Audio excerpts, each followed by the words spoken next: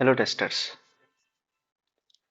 तो last time हमने discuss किया था साइप्रस के इंस्टॉलेशन के बारे में और हमने कुछ प्रैक्टिकल भी करके देखा था कि साइप्रस को इंस्टॉल कैसे करते हैं। तो साइप्रस को इंस्टॉल करने में तो हमें कुछ रॉकेट रॉकेट साइंस जैसा कुछ करना नहीं था, बहुत बेसिक सी चीज़ करनी थी, कुछ कमांड्स को रन करना था जिसके थ्रू हमारा साइप्रस इंस्टॉल हो गया था। बट अब बात ये आती है, क्वेश्चन ये था कि यहाँ पे बहुत सारे व्यूअर्स ऐसे हो सकते हैं जिनको जावास्क्रिप्ट का पहले नॉलेज ही नहीं है, जिनको किसी प्रोग्रामिंग लैंग्वेज का ही नॉलेज नहीं है, और कुछ ऐसे भी हो सकते हैं जिनको नॉलेज है। तो क्या हम पहले से जावास्क्रिप्ट को कुछ पढ़ के आए या फिर कैसे होगा सब कुछ? देखिए, अगर जावास्क्रिप्ट आप थोड़ा सा पहले से पढ़ा है, बेसिक पढ़ा है, तो अच्छा रहेगा। और अगर आपको किसी भी प्रोग्रामिंग लैंग्वेज की नॉलेज है तो भी ठीक है। तो मैं कोशिश करूंगा कि इस तरीके से पढ़ाने की या फिर आपको बताने की कि जिससे आप समझ पाओ कि हो क्या रहा है। पर आपको बेसिक कॉन्सेप्ट्स पता होने चाहिए कि वेरिएबल क्या है, ये सब चीजें क्या है, मेथड क्या होता है। चाहे उनका मीनिंग ही बताओ, आपको बनाना ना तो वो एक अलग क्वेश्चन है, बट पता होना चाहिए तो ही आप साइप्रस या फिर कोई भी ऑटोमेशन टूल कर सकते हैं। और अगर आपको जावास्क्रिप्ट के अलग से लाइक वीडियोस चाहिए हो, बेसिक अंडरस्टैंडिंग चाहिए हो, तो आप उसके लिए कमेंट कर सकते हैं। तभी मैं उसको क्रिएट करूंगा। बाकी मैं साथ के साथ जितना भी नीडेड होगा मैं उसको बताता चलूंगा। बट हो सकता है कि आपको इन वीडियोस में कुछ चीजें समझ में ना आए कि ये है क्या चीज। तो ज्यादा नहीं सोच रहे हैं, अभी के लिए आप समझो कि वो कुछ हो रहा है। और मैं आपको साथ के साथ डे बाय डे कॉन्सेप्ट थोड़े से क्लियर करता चलूंगा कि ऐसे क्यों हो रहा है, और ये पीछे से बिहाइंड में, मतलब इसके बैकग्राउंड में काम कैसे कर रहा है। बट स्टार्टिंग के लिए अगर मैं आपको बता भी दूंगा तो वो टफ रहेगा। बस अभी आप ये देखिए कि हो क्या रहा है और इसकी कमांड को हम कैसे यूज कर सकते हैं। मैं साइड बाय साइड आपको थोड़ा थोड़ा बेसिक बताता रहूंगा, जिससे आपको बैकग्राउंड की भी नॉलेज रहे और करंट की भी रहे कि कोई भी कमांड हम कैसे यूज कर सकते हैं और ये बैकग्राउंड में कैसे काम कर रहा है। तो लास्ट टाइम हमने साइप्रस इंस्टॉल कर लिया था, ठीक है, कर लिया था। अब हमने करा क्या था, कुछ लाइब्रेरीज इंस्टॉल करी थी और साइप्रस को रन करने के लिए हमने कमांड लिखी थी पैकेज डॉट जेसन के अंदर साइप्रस डॉट ओपन। तो अब कभी भी हमें साइप्रस को रन करना है तो हमें सिंपली कुछ नहीं करना है, यहाँ पे आके npm रन, जो भी हमारी कमांड हमने ऊपर लिखी थी लाइन नंबर 8 पे, साइप्रस ओपन, ऐसे लिखना है और एंटर करना है, ये रन हो जाएगा। तो यहाँ पे क्वेश्चन ये है कि मैं साइप्रस ओपन की जगह कुछ और भी लिख सकता हूँ क्या? आप कुछ भी लिख सकते हो, बस टेस्ट को छोड़ के, क्योंकि टेस्ट हमने ऑलरेडी किसी कमांड में यूज कर लिया है, तो मैं यहाँ पे कुछ भी लिख सकता हूँ। लाइक ओपन, ओपन लिख दे, ओपन यूज करता मैं क्योंकि शॉर्ट कीवर्ड है। तो अगर मैं यहाँ पे Cypress run, Cypress open use करूंगा तो साइप्रस का रनर ओपन होना चाहिए। तो आप देख रहे हो कि जैसा कि हमने लास्ट टाइम कॉन्फ़िगरेशन किया था एंड टू एंड टेस्टिंग के लिए, तो ये बाय डिफॉल्ट वही सिलेक्टेड है। और उसके अलावा हमारा यहाँ पे ब्राउजर भी सिलेक्टेड ही है। और लास्ट में मैंने आपको ये कुछ टेस्ट केसेस रन करके भी दिखा दिए थे। तो अब जो ये चीज़ ओपन हुई है, ये है क्या? ये एक रनर है जिसमें हमारे साइप्रस के टेस्ट केसेस रन होते हैं। तो इसको साइप्रस रनर ही बोलते हैं। और हम इसका ही यूज करेंगे रन करने के लिए। जब भी हमें ब्राउजर पे रन करना होता है तो साइप्रस रनर के अंदर ही अपने टेस्ट केसेस को रन करना पड़ता है। तो अब हम वापस आते हैं कुछ बेसिक चीज़ों के साथ। अब स्टार्ट करते हैं हम डॉक्यूमेंटेशन से ही साइप्रस की, कि कहाँ पे क्या चीज़ कैसे हो रही है। तो साइप्रस के अंदर अपना सबसे पहले टेस्ट केस लिखना हो तो कैसे कर सकते हैं हम? तो उसके लिए आपको पहले मैं एक बेसिक फाइल स्ट्रक्चर बता देता हूँ कि जब हमने लास्ट टाइम इसको इंस्टॉल किया था तो हमें क्या क्या मिला था।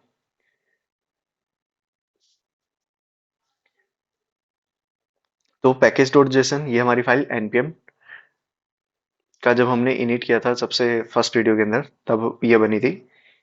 और जब हमने साइप्रस इंस्टॉल किया था तो हमारे ये तीनों folder Cypress, Cypress config, node module सब आए थे।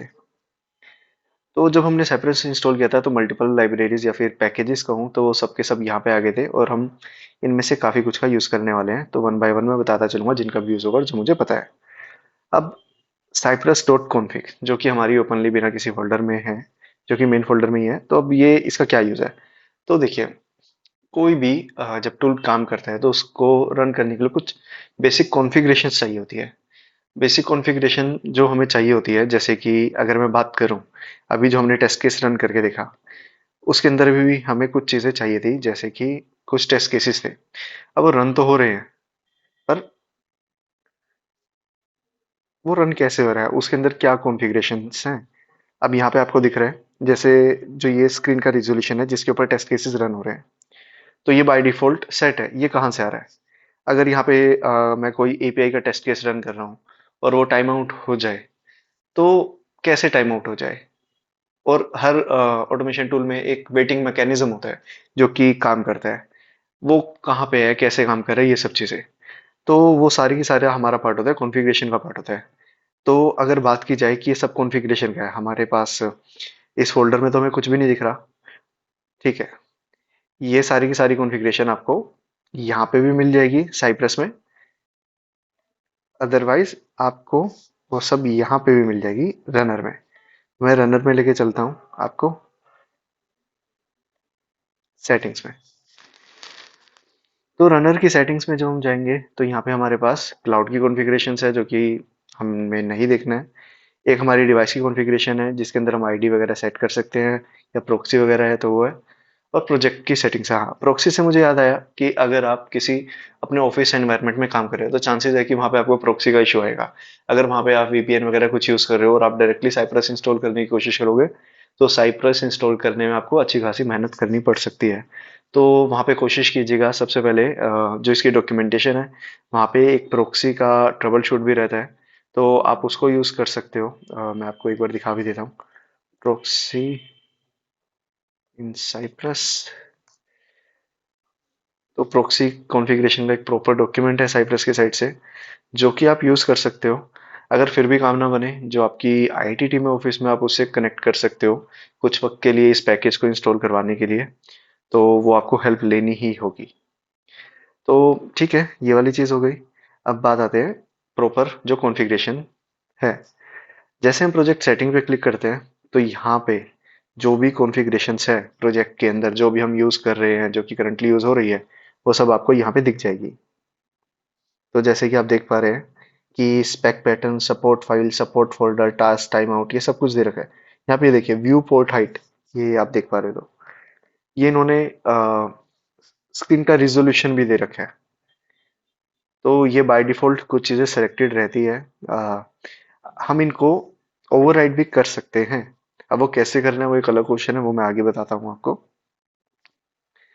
तो अब फिर से हम चलते हैं अपने साइप्रस के फाइल स्ट्रक्चर पे।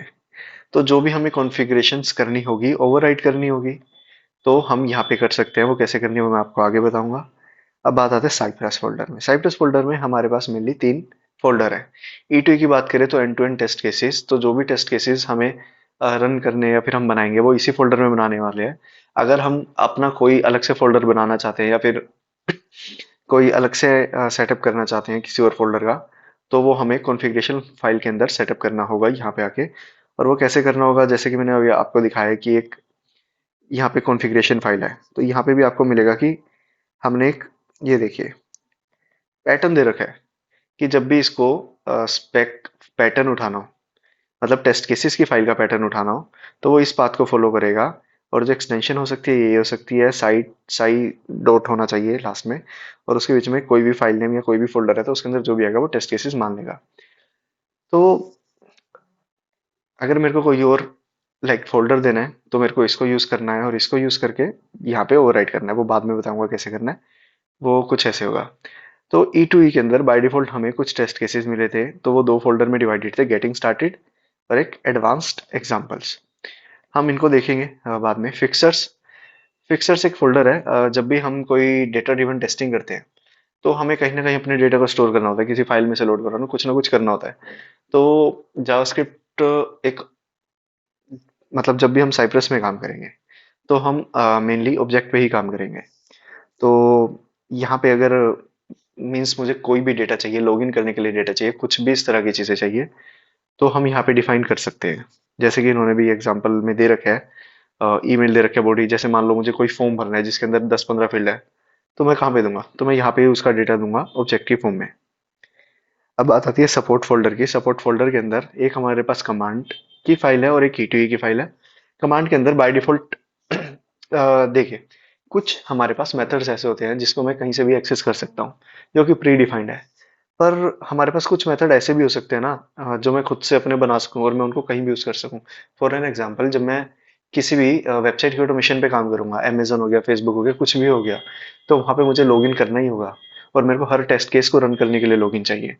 तो मैं उसको कहाँ डिफाइन करूँ जो कि एक ऐसा टेस्ट केस जो कि मेरा सारी जगह यूज होने वाला है, तो मैं उसको कैसे यूज करूँ? तो मैं ऐसे टेस्ट केसेस को ना कमांड डॉट जेएस में डालूंगा। तो यहाँ पे आके मैं अपने कुछ ऐसे मेथड बना सकता हूँ जिनको मैं ग्लोबली यूज करने वाला हूँ। तो मुझे उसमें कुछ इंपोर्ट एक्सपोर्ट की नीड नहीं पड़ेगी, ये मुझे बाय डिफॉल्ट सारी जगह टेस्ट केसेस में अवेलेबल रहेंगे। अब बात आती है ईटीवी की, जब मुझे कोई ग्लोबल कॉन्फ़िगरेशन रखनी हो। अब साइप्रस में ना कुछ ना असर्शंस पहले से लगी होती है टेस्ट केसेस में। जैसे मैं कोई भी टेस्ट केस बनाऊंगा, मैं फ्रंट एंड पे मतलब आपके सामने कोई असर्शन नहीं लगाऊंगा, पर बैक एंड में कुछ ना कुछ असर्शन काम कर रही होती है। जैसे मैंने कोई वेबसाइट लोड करी, उसमें कोई एपीआई फेल हो गई, तो उसने हमें रिस्पॉन्स में 200 नहीं दिया, कुछ और दे दिया, तो वो टेस्ट केस फेल हो जाएगा क्योंकि हमें 400 आया, जो कि नहीं आना चाहिए एज पर द साइप्रस। तो कुछ ऐसे केसेस, कुछ ऐसे एक्सेप्शंस या फिर कुछ ग्लोबल कॉन्फ़िगरेशन ऐसे केसेस की, तो उनको हम यहाँ पे कर सकते हैं। तो ये फाइल स्ट्रक्चर हो गया साइप्रस का। अब साइप्रस के अंदर पहला टेस्ट केस कैसे बनाना है,